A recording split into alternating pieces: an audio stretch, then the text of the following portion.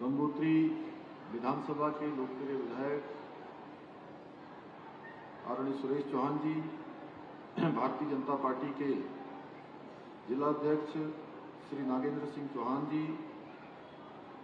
प्रदेश उपाध्यक्ष भारतीय जनता पार्टी स्वराज विद्वान जी, मेरे साथ उत्तराखंड सरकार में दायित्ववान हमारे पदाधिकारी प्रताप सिंह पवार जी, रामसुंदर नौटियाल जी, पूर्व विधायक गंगोत्री विजयपाल सजवाण जी, किशोर भट्ट जी, हमारे वरिष्ठ नेता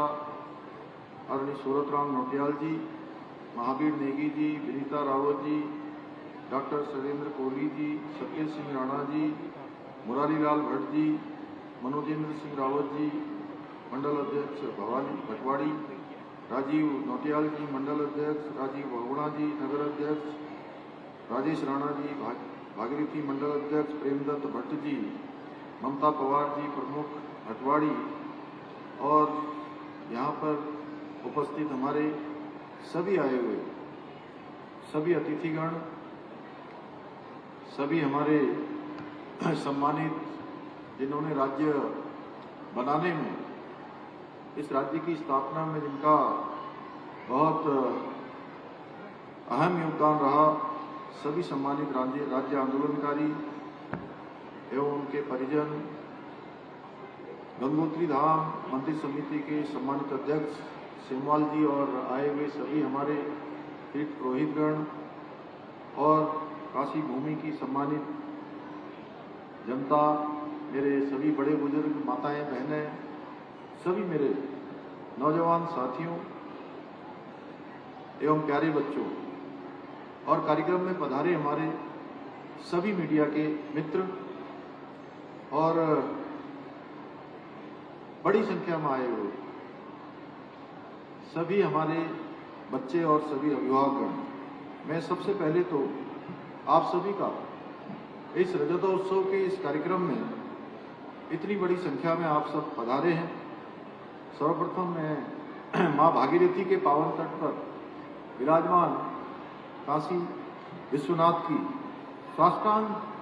भूमि को प्रणाम करता हूं और राज्य स्थापना के 25 वर्ष पूरे हो गए इस देवभूमि रजतोत्सव के अवसर पर आप सभी का हृदय से, और आज के इस अवसर पर मैं राज्य के लिए अपने प्राणों को न्यौछावर करने वाले सभी अमर बलिदानियों एवं आंदोलनकारियों को भी मैं सत नमन करता हूं। साथ ही मैं पुरोला विधानसभा क्षेत्र के पूर्व विधायक एवं भारतीय जनता पार्टी के वरिष्ठ नेता स्वर्गीय राजेश जुआठा जी को भी अपनी विनम्र श्रद्धांजलि अर्पित करता हूं। भाइयों बहनों, आज उत्तराखंड राज्य निर्माण आंदोलन के प्रेरणा,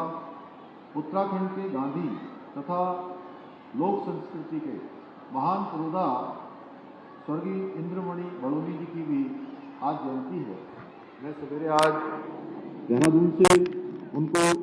स्मरण करके, उनको नमन करके वहां निकला। आदरणीय बड़ोनी जी ने अहिंसा, सादगी और अडिग संकल्प के साथ पृथक उत्तराखंड राज्य की अलग जगाई। उन्होंने लोक कला और लोकगीतों को आंदोलनों का सशक्त माध्यम बनाकर जन जन को जोड़ा और उत्तराखंड राज्य निर्माण आंदोलन को एक व्यापक जन आंदोलन का स्वरूप प्रदान किया। चोपला और केदार नृत्य के बेजोड़ कलाकार स्वर्गीय बड़ोनी जी के उत्तराखंड राज्य निर्माण तथा देवभूमि की समृद्ध लोक संस्कृति के लिए दिए गए योगदान के लिए उनके सम्मान में उनकी जयंती को लोक संस्कृति के दिवस में भी मनाते हैं। मैं इस अवसर पर आप सभी की तरफ से, समस्त प्रदेशवासियों की तरफ से स्वर्गीय इंद्रमणि बड़ोनी जी को भावांजलि समर्पित करता हूं। मुझे आज यहाँ पहुंचकर अत्यंत प्रसन्नता हो रही है कि 3 दिवसीय जो देवभूमि रजत उत्सव के माध्यम से राज्य आंदोलन के गौरवशाली इतिहास तथा आंदोलनकारियों के संघर्ष, त्याग और बलिदान को नई पीढ़ी तक, पीढ़ी दर पीढ़ी आगे बढ़ाने का बहुत सार्थक प्रयास यहाँ पर किया जा रहा है। इसके साथ ही इस रजत उत्सव के माध्यम से जहाँ एक और राज्य में शीतकालीन 4 धाम यात्रा को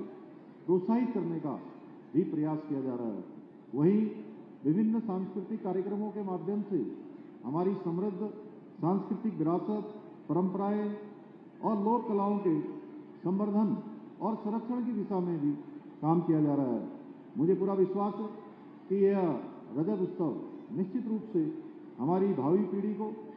संस्कृति, इतिहास और विरासत के प्रति उनकी भावना को और सशक्त करने का काम करेगी, बल्कि राज्य के तीर्थाटन और पर्यटन को बढ़ाने में भी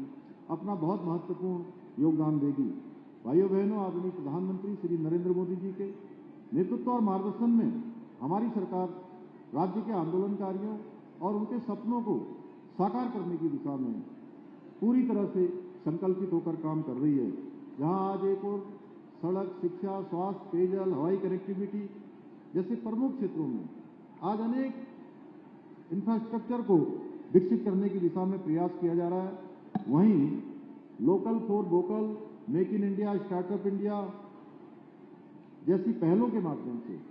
विकसित भारत और विकसित उत्तराखंड के स्वप्न को साकार करने की दिशा में भी तेजी से कार्य किया जा रहा है। इसके साथ ही हमारी सरकार देवभूमि उत्तराखंड को विश्व की आध्यात्मिक राजधानी बनाने के लिए भी उसको निरंतर स्थापित करने की दिशा में निरंतर प्रयास कर रही है। जहां एक और केदारखंड हो या मानसखंड हो, उस क्षेत्र में सभी मंदिरों के सौंदर्यीकरण, नवीनीकरण के लिए निरंतर प्रयास कर रही है। वहीं हरिपुर कालसी में यमुना तीर्थ स्थल के पुनरुद्धार करने के साथ ही